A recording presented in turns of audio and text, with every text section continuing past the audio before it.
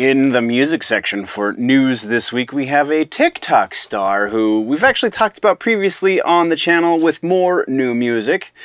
We also have an update on the Pantera tour situation, as well as some interesting bits from Slipknot and a bunch more. Welcome, nerds, to the music news for the week. This is a chunk taken out of the much larger full-length show over on the main channel, youtube.com/generallynerdy. Here in the music section, we like to talk about recent releases, upcoming releases, as well as tour dates being announced, festivals being announced, just regular music-associated news and the whatnot. This week in news, this stuff happened. So let's jump in without any further ado. No follow-ups or corrections to make here, so that means we're jumping straight into new music. In new music this week, we have Kim Dracula of TikTok fame, and honestly, we've talked about some new music from Kim Dracula previously, 2 previous singles as a matter of fact. Only one proper reaction to it though. This week though, I have yet to listen to this new track, Death Before Designer, because it is time for new batch of proper reaction videos, and this is on the list for those proper reaction videos. So I cannot make a recommendation one way or the other, though if we're going based off of previous exports, then yeah, probably going to be a pretty solid track, though we'll wait and see for sure. From there, we have Slipknot, our first of 2 pieces from Slipknot.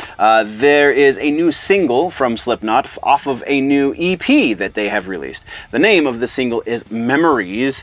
Adderall Rough Cut. The name of the new EP is Adderall, and it is available now. You can go stream it on your favorite platform of choice. And it is actually, no, I think specifically only Spotify, because I couldn't find all of the tracks on YouTube for whatever reason. So yeah, only on Spotify, and this is Slipknot at their artsy-ish, I guess is probably slightly more appropriate. Yeah, I'm here for artsy Slipknot. I always have an appreciation for what they do when they're feeling really non-metal, and this is kind of about as far from metal as they really get. It's still solid, it's still somehow very Slipknot, and honestly still a recommend. Go listen to the Memories track specifically, or just the entire Adderall EP. Either way, you're probably not going to be disappointed. From that one though, let's talk next about the new Blackbraid single. Blackbraid is putting out a new record, we'll talk about in a moment, but there is a single from this new record, and it is Spirit Returns is the name of the record. Spirit Returns is more Blackbraid, just as we know and love him. There's a proper video this time, there's an actual whole band behind him these days, and yeah, solid stuff. I generally am not a black metal fan. I like heavy music. Black metal's just a little too, we're not going to get into that conversation, but Blackbraid is a breath of fresh air in this genre. There are a number of other acts in the genre as well that are a similar breath of fresh air, but Blackbraid I think is probably the most public of them all, and the kind of the forefront of this new black metal sound. There's melody here, there's production value here, there's absolutely every fantastic reason to listen to this new track. Again, the name of the new track, Spirit Returns. Go find the link for the video in the description. Absolutely 100% recommend anything Blackbraid has put out so far. And then from there, we have a new track from the band King Gizzard and the Lizard Wizard. Yes, that is the name of the band. Don't generally talk about King Gizzard on the channel because their prolific output makes it rather difficult when you have a format like we do here, in which I do a single video a week, because in order to cover King Gizzard, they would probably need their own video every week, considering how much music they put out. But this is the most recent one. It's from the new metal record that drops very soon, though I don't remember A, the record title, or B, the release date, but either way, they have a single called Dragon, and I'm gonna sound even more stupid because I haven't listened to it yet. This is another one that is on the list of reaction videos to do. within the next week. There will be a batch of reaction videos that are ready to be posted sometime in the very near future. So this is on that list, so I have yet to listen to it, but I mean, King Gizzard fans are rabid for these guys. I have heard actually a couple of seconds of, I don't believe it was this track, I think it was a different track from this upcoming record, because a guy at the day job, very much a King Gizzard fan and very much can't not share all of the new awesomeness. So probably going to be pretty solid because they are excellent musicians, but I can't say that for sure until we've listened to the track. So let's move on, shall we? From there, we have tours and festivals to talk about. We have a couple of these honestly could have been updates, follow-ups, if you will, but it's about touring, so it had to go in the touring subsection, right? Speaking of, first thing right out the gate in touring is Botch. We have an update for the Botch tour that we talked about a couple weeks back. Converge and Cave In have been added to 2 separate dates, both bands on both dates. So we have Boston, Mass tour date as well as the Sayreville, New Jersey tour date. Both have added Converge and Cave In, and if you're going to either of those, I'm super jealous. Though I did find, I think the tour date that is closest to me got upgraded to a larger venue, so there's fresh tickets. So if you looked previously and they were sold out, maybe try again, because they might have gone to a new venue and increased in size and have more tickets to sell. So yeah, definitely an opportunity there. From that, we have a new tour announced by Static X. Static X, if you'll remember, just finished a tour that featured Mushroomhead. Oh boy, somebody's gonna have something to say in the comment section. Featured Mushroomhead amongst other acts, as well as Dope. Which isn't that weird, actually. This new tour is going to be supported by Sevendust, which is pretty interesting. Last time I saw Sevendust was at Ozfest years ago. So be interesting. They just put a new record, so it's going to be pretty great. And then, surprise, surprise, Dope is also on the bill for this. So Static X, Dope, and Sevendust going out starting October 6th, running through November 1st, starting in Texas, ending in California, and basically everywhere in between. These guys are hard-working men in the music business. From that, we have an update on the Pantera tour situation. If you remember, Pantera is doing a US tour with Lamb of God as support, and then up until this point, that's all we've known about the bill. Now we have the name of the opening bands for each chunk of the tour. Each of these bands will open a number of shows by themselves, so it'll be them and then Lamb of God and Pantera.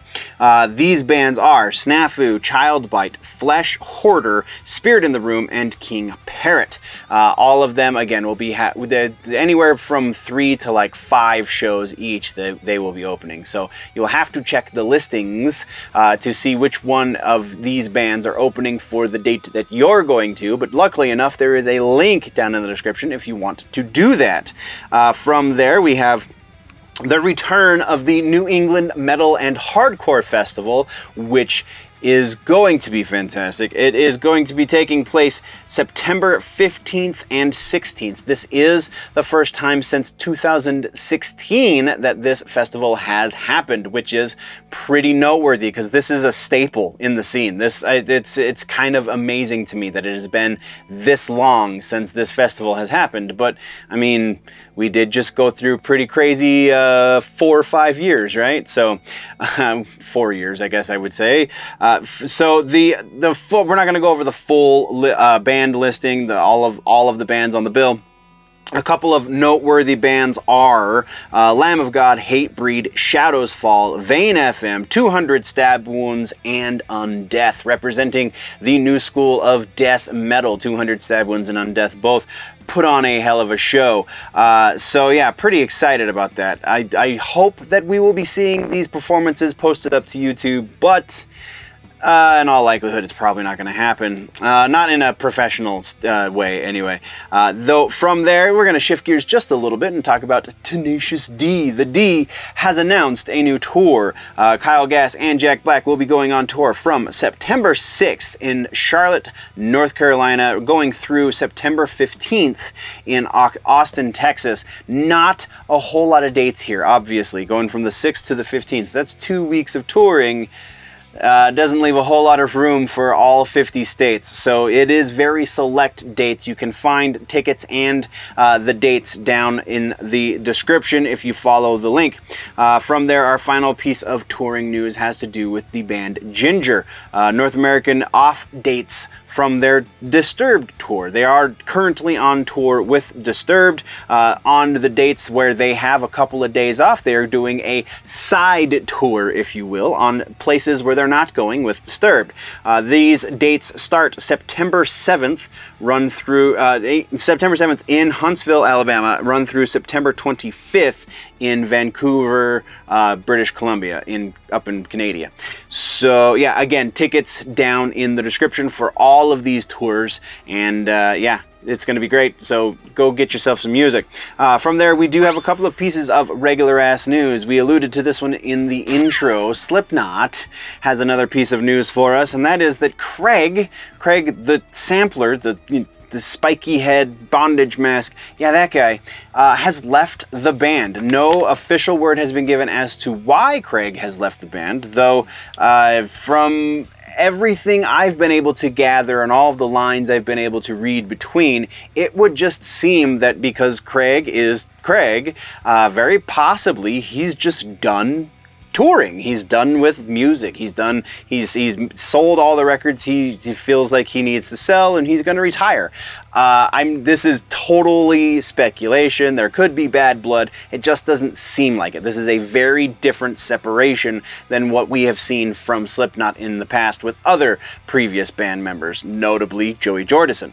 So they have replaced him on their current tour, though they are much like when Jay Weinberg and Tortilla Man and who was V-Man, much like when all of those guys joined the band in the recent past, they're being very tight-lipped as to who it is that has replaced Craig. But Craig has been replaced nonetheless. Also of note, on their current European tour, they are down one member, so they are the 8, as it were, instead of the 9, though I would imagine they're still performing with Sean's mask on stage, because Sean, Clown, had to stay home in order to take care of his wife. This is actually not the first time this has happened. Sean's wife very notably has been going through health issues for some time at this point.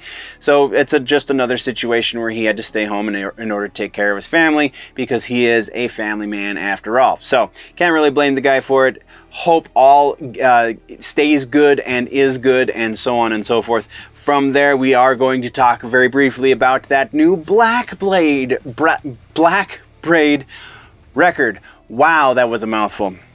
So, Blackbraid is putting out a new record. It is going to be entitled Blackbraid II, because, you know, the last record was 1. So, it is going to be self-released, much like the first record, and it is going to be released on July the 7th. Blackbraid is amazing. Once again, I can't gush too much about this guy, because then it'll take away from our music suggestions this week. Actually, we're going with Blackbraid I. When this record dropped, and I listened to it the first time, I recommended it for 2 weeks in a row. I'm recommending it again because it is legitimately that good.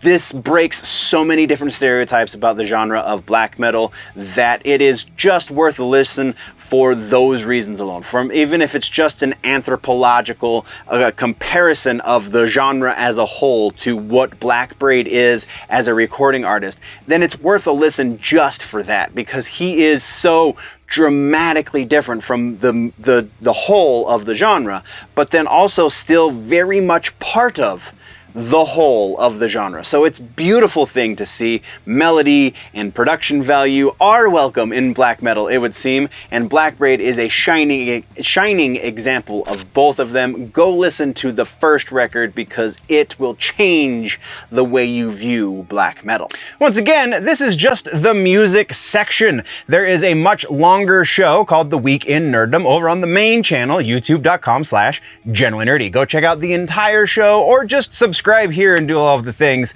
Appreciate your faces, nerds. Before we go though, always remember that if it's generally nerdy, it's probably here